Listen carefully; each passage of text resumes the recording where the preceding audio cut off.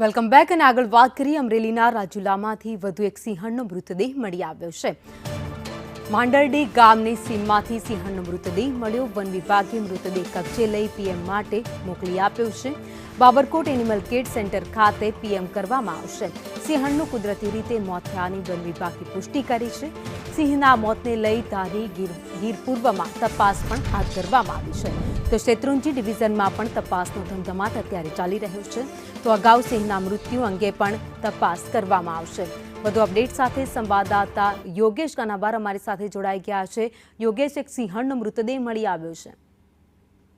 જી ભાવિની, રાજુલાના માંડરડી ગામની સીમમાંથી એક સિંહણનો મોડી રાત્રિના મૃતદેહ મળી આવ્યો છે। માંડરડી ગામમાં ખેડૂતની વાડીમાંથી આ સિંહનો મૃતદેહ મળી આવ્યો છે। વન વિભાગ દ્વારા આ મૃતદેહને કબજે લઈ પીએમ માટે બાબરકોટ એનિમલ કેર સેન્ટર માટે ખસેડવામાં આવેલ છે। થોડા દિવસ પહેલા આજે જાફરાબાદના વારપટોળી ગામ નજીકની સિંહણના બચ્ચાઓની જે મોતનો મામલો છે તે હજુ સમાયો નથી। ત્યાં ફરીથી આજે ગઈકાલે રાત્રે એક આ સિંહણ માંડળીમાંથી મળી આવેલ છે। ત્યારે હવે સિંહ પ્રેમીઓમાં આ મૃત્યુ અંગે પણ શંકા કુશંકાઓ દેખાઈ આવેલ છે। જી ભાવિની, આભાર માહિતી માટે।